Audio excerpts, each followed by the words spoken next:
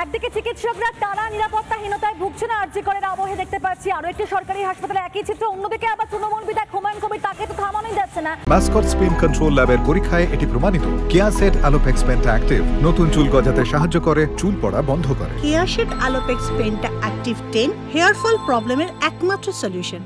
একের পর এক তার হুমকি, ফের জুনিয়র চিকিৎসকদেরকে হুমকি দিলেন কে এই তৃণমূল বিধায়ক, যার কথা বলছি আপনাদেরকে, অর্থাৎ হুমায়ুন কবির। মুর্শিদাবাদ মেডিকেলে সেখানে ঘেরার হুমকি দিলেন তিনি। হুমকি ভরতপুরে তৃণমূল বিধায়ক হুমায়ুন কবিরে এবং বিধায়কের বিরুদ্ধে এফআইআর করায় জুনিয়র চিকিৎসকদের হুমকি দেওয়া হচ্ছে এবং সেখানে কিন্তু একটা বড় সড়ো প্রশ্ন উঠছে, তাহলে চিকিৎসকদের নিরাপত্তা দেবে কে? আর কি করছে পুলিশ প্রশাসন যে বারবার এভাবে বিধায়করা তারা হুমকি দিচ্ছেন, বিশেষ করে শাসক দলের যারা রয়েছেন বিধায়ক, তারা একের সময় একরকম মন্তব্য করছেন, তাহলে নিরাপত্তাহীনতা যে তারা ভুগছেন এই ব্যাপারটা তো বারবার পরিষ্কার হচ্ছে। চিকিৎসকরা বারবার তাদের নিরাপত্তা দাবি করছেন, আর করবেন না বা কেন যখন তাদেরকে এভাবে হুমকির মুখে পড়তে হচ্ছে। একবার শোনাই আপনাদেরকে তৃণমূল বিধায়ক হুমায়ুন কবির ঠিক কি হুমকি দিয়েছেন, শুনুন আপনারা।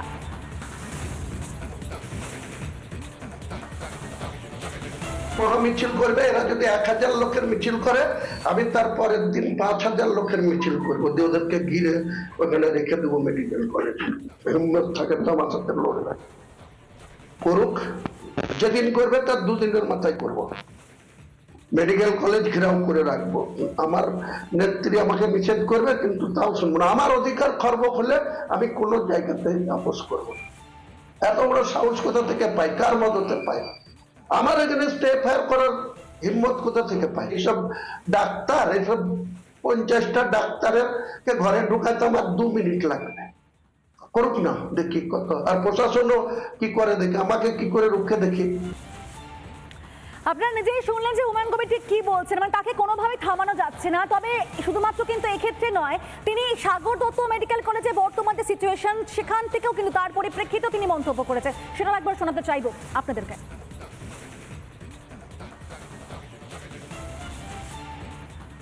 জুনিয়র ডাক্তাররা নিজেদের সিকিউরিটি অ্যান্ড সেফটির প্রশ্নে তারা যে দাম্ভিকতা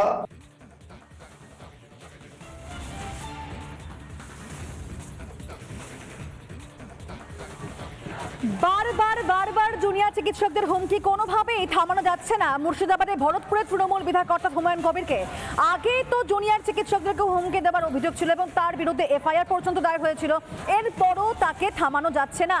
আর কোনো সময় কিন্তু পরিষ্কার বলে দিলেন যে খোদ নেত্রীর কথা তিনি পর্যন্ত শুনবেন না এবং একই সঙ্গে তাকে জেলে ঢুকিয়ে দিলেও তিনি থামবেন না। বারবার হুমকি এই তৃণমূল বিধায়ক অর্থাৎ হুমায়ুন কবিরের মুখে এবং বারবার জুনিয়র চিকিৎসকদেরকে তিনি কার্যত হুঁশিয়ারি দিচ্ছেন। মুর্শিদাবাদ মেডিকেল ঘেরার হুমকি দিয়েছেন এবং সেখানে শুধুমাত্র নয়, মুর্শিদাবাদ মেডিকেলের পাশাপাশি কিন্তু সাগর দত্ত সেখানেও কিন্তু হুমকির সুর শোনা গেল হুমায়ুন কবিরের মুখে। আর এর পরিপ্রেক্ষিতে জুনিয়র চিকিৎসকরা তারা কি বলছেন শুনুন।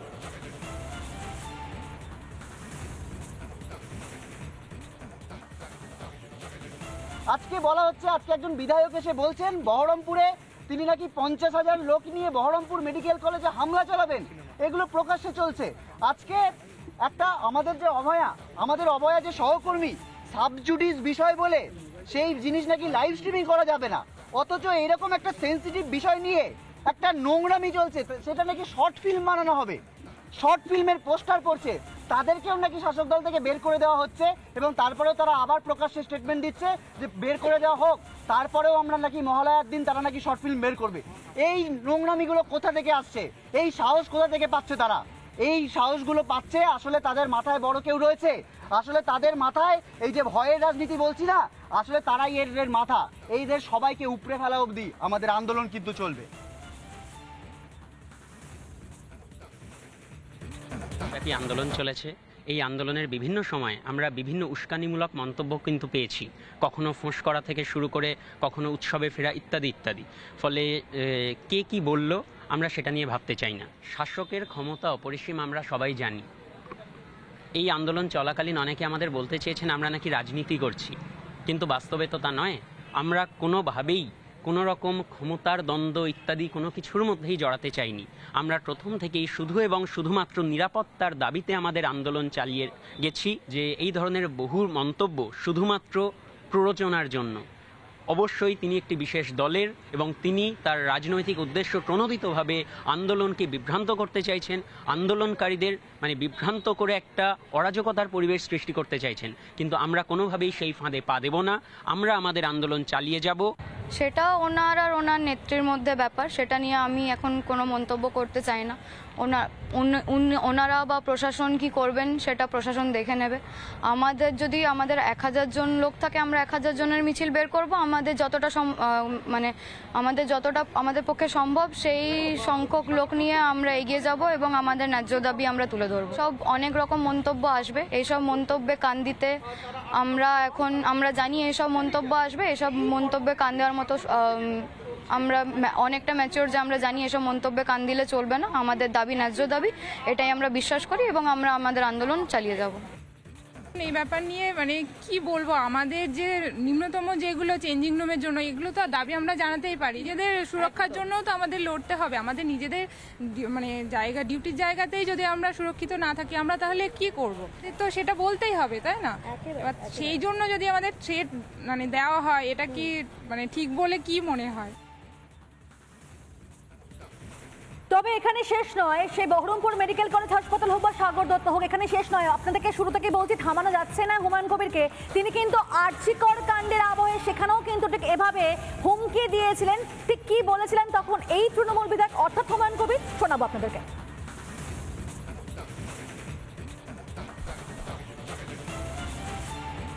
মুর্শিদাবাদের ক্ষেত্রে আমি বলছি, ডাক্তাররা যদি এইভাবে অমানবিকভাবে শুধু তিনাদের সিকিউরিটি আর তিনাদের স্বার্থ দেখতে থাকেন, তাহলে আম জনতার স্বার্থ দেখার জন্য আমরাও রাস্তায় নামতে বাধ্য হব। একটা রুগী ভর্তি আছে, তার দুবেলা ভিজিট করা আউটডোর, সেটা কি হচ্ছে? আমরা যখন সেই জায়গায় হাত দেবো তখন ডাক্তাররা কোথায় যাবে?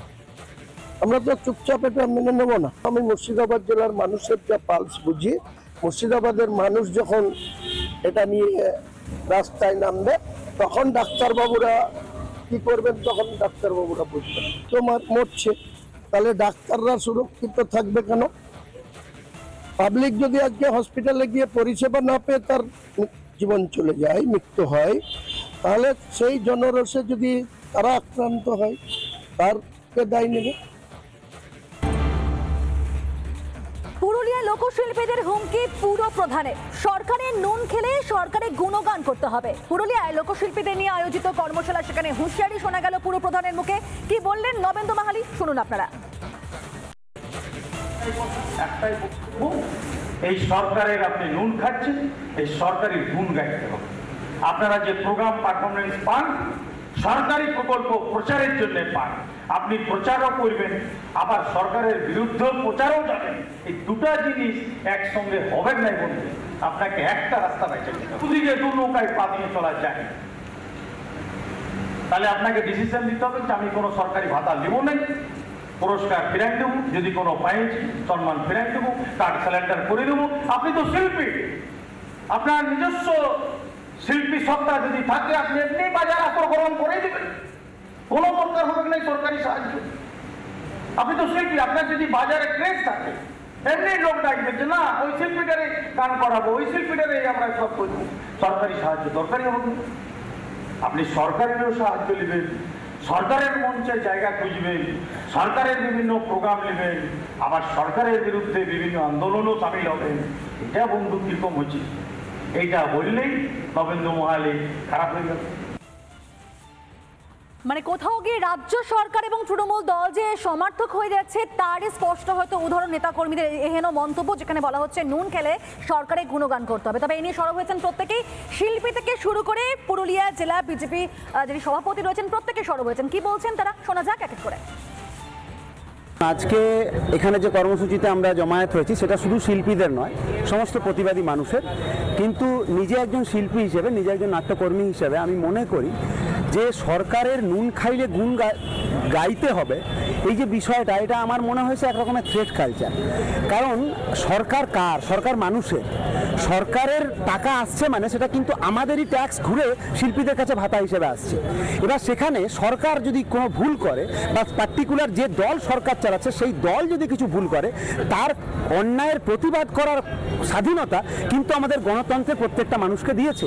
অর্থাৎ সরকার আমাকে, আমার প্রতিভা আছে, আমার ক্ষমতা আছে বলে আমাকে ভাতা দিচ্ছে, তার জন্য সরকার যদি কিছু অন্যায় করে আমি তার প্রতিবাদ করতে পারবো না, এটা তো হতে পারে না, তাহলে তো আমি গণতন্ত্রে নেই।